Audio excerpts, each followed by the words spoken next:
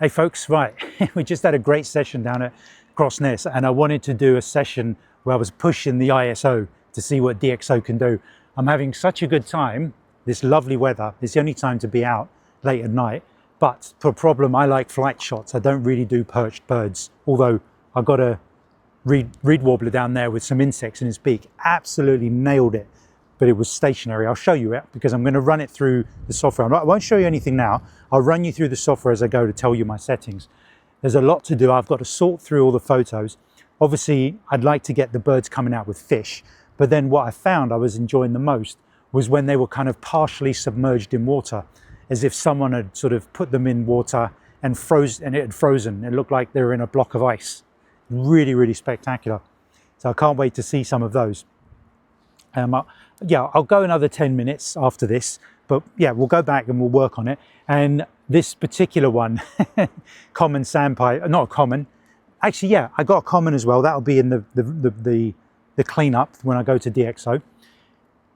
It was about 90% sharp. I usually look for the little beads around the eye and they were kind of soft, so missed it. But what the surprise was, a green sandpiper.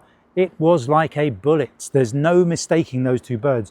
Common sandpiper makes a call and kind of shuffles a foot off the water. This green sandpiper, whoom, even with my dot sight, I just about managed to get, I'm not going to say a photo, I'm going to say something as proof. I got one photo which was about 70%. It shows it's a green sandpiper. And then one over there which is sharp, but because it was against the sky, it's underexposed. We'll see what DxO can do. It made it 2000 ISO. It would have needed to be 5000, 6400. So yeah, we'll get back and we'll work on those, and let's see what we can do with the difference of what it starts as and what it finishes as. And just to remind you that if you do use DxO, you will not get any AI notifications, flags, because DxO uses reconstructive artificial intelligence, which is, it just knows the difference between noise and feather detail. It's been trained on millions of images. It doesn't use generative, which is making stuff up that wasn't there, right? That's the difference. So you use DxO, you do not get any AI flags when you upload. I've been uploading Topaz AI and DxO AI for the last 2 to 3 years.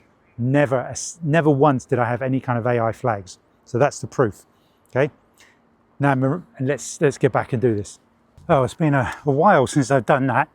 The light's pretty much gone. Obviously the phone camera will be making it look a bit lighter than it is.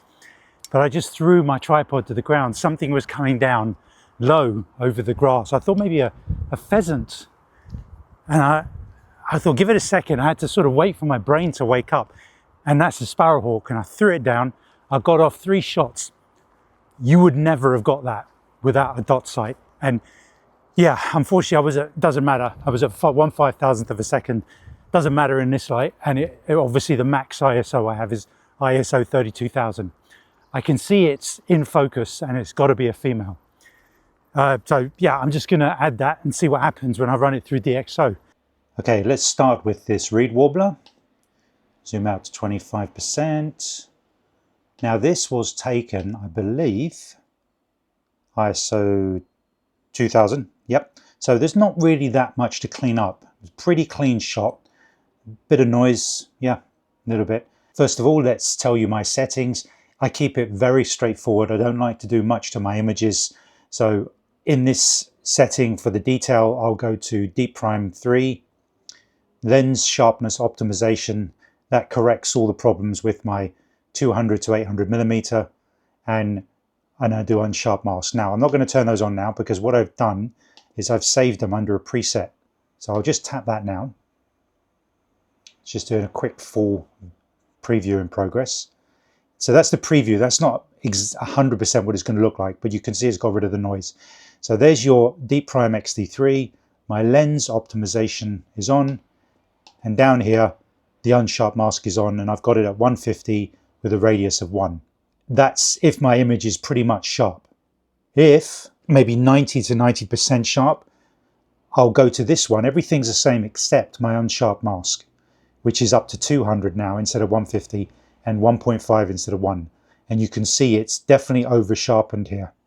So there's a little, I set those two presets. All of these other ones, natural, standard corrections, neutral, black and white correction, are standard defaults by the software. But these two I've set up myself. So we'll go to the basic setting. Now, I don't do anything else usually within the exposure. That will be per individual photo. But most images, I've usually nailed it at the time. So I don't really do anything else except that preset. So I can go through all of my images quite quickly. And then the render of the reed warbler. Lovely. Yep, not too over sharpened. Considering 2000 ISO in the past would have meant you probably wouldn't have kept it 20 years ago. That's incredible. And I've just maybe brought up the levels very, very slightly. But like I said, I don't remove anything or add anything. And this is all reconstructive, not generative. This is what I saw. Let's move on to the common sandpiper. Now, unfortunately, as I said, you can see that doing the preview, just a second. Yeah, you can see there isn't any sharpness around most of the body. I mean, it's probably, I was probably being kind and saying it was 90% sharp. It might be 80% sharp. The beads are sort of there, but it's not a keeper. This is the after the edit has been done. And you can see there's a slight bit of motion blur on there. Now this one here, 176, definitely one of my favorite images I've ever taken. Perfect. Filling most of the frame. And even though it is, let me check the ISO, 3200. Now, the sun was quite low at this point, but because it's a white bird, it probably uses a couple of stops lower. It doesn't have to go to, if it was a cormorant, I'd have probably had to have gone to 6400 ISO. So luckily with white birds, you can use a lower ISO. And there's the rendered image. All the noise is gone. Looking very, very nice. You can clearly read the little rings on the legs, on those little legs, those little turn legs. But look at that water. That's insane. Just absolutely love it. Another one of this juvenile. This one probably provided me most of my shots. It was a very, very good hunter. More so than the adults. It seemed to sort of fly lower than the adults did. Where are we here? We're at 6400 ISO, so there was a big jump there. And where are we now? 176 and 252. So this was probably maybe 10 minutes later, even 15 minutes later. And you can see all the little red noise there. What's the water look like? Yeah, bit of grain, and you can see all the detail is there. We're not adding or taking anything away there. The AI will read that feather detail. And let's look at the rendered image. Zoom in. There we go. All those little red dots of noise are gone. The water droplets are all nice and clear. Stunning. 6400 ISO. That is insane. Whew. Just love that image. Amazing. And not too big of a crop, as you notice. I just cropped out some of the left here. Now this one wasn't actually coming out of the water. It actually completely cleared the water. And perfect, nailed it right on the eye. Little fish. I knew as soon as I'd cleaned this up that it was going to be beautiful, because some of the fish were slightly soft because it had just missed the focus and caught maybe the neck or something of the bird. Yeah, I only have to go to my basic preset for that. And then the final image. There it is, and zoom in. Whoa. It's like a Christmas present when you run these images through and you see what comes out the other end. Just stunning, stunning, stunning. I mean, sometimes, yeah, my camera isn't the best in the world and it might have caught the wing edge instead of the eye. So it's just a case of taking lots of images. You make the best of what equipment you've got. It's not an excuse. I can still get good images. And that was a 5000 ISO there. Now here's another 5000 ISO, 8272. A lot of grain in this one, as you can see. A lot of the little red speckles. Amazing water. It's a bit like something out of the film The Abyss. And then the rendered image. There you go. Can't stop looking at it. Again, it's this bird is giving me all my photos. The ringed juvenile common tern. All of the grain has gone, 5000 ISO. It looks like an ice sculpture. Now let's go to the green sandpiper. Like I said, it missed focus. I mean, I got it in frame with my dot sight, just it wasn't quick. It was like a bullet. And my dot sight, you know, had a lot of background distraction. This is about 1 of 12 shots, but because it flew with all the factories in the background and the boats, the camera was really struggling to lock on. But that is definitely a different sandpiper to the common. It looks different and it flew differently, but it's like 50% sharp. I mean, I'll show you what I came up with when it got rendered, and straight away you can see all the noise is gone. But this is a prime example as proof of DxO doesn't make anything up. So that's been run through the software, and it didn't say, well, there's a green sandpiper, let's fix it so it looks like an in-focus shot. It wasn't. It missed it completely. DxO can't change anything. It can only work with what you've given it. And it was a missed shot, fit for nothing but the bin. Now the next green sandpiper along, it actually got it in focus. But what happened was it flew between me and the sun, meant the camera's auto ISO underexposed. It was, I believe, 2000 ISO. Yeah, that was too low for that image. Sorry, that disappeared. 2000 ISO. Not enough. That should have been about 5000 or 6400. And if I zoom out, you'll see how small it is in the frame. So, I mean, this is quite impressive in itself. If you look at that and then how it came out when I processed it. Right, so that's cropped and brightened. And it's enough to give you an idea. Obviously, I'm not even going to remotely claim that that photo was successful, because I don't want anybody laughing at me. Didn't get the exposure right, and it was a very big crop, which means it looks a bit sort of painted. But that is in focus. I'll give it that. I got it in focus with the dot sight. Yeah, it just came out of nowhere, and I wouldn't have got it without it. And with this one, obviously, what I'll have done is I would have gone, let me apply the preset, we'll go the very strong fix, and then I would have zoomed in.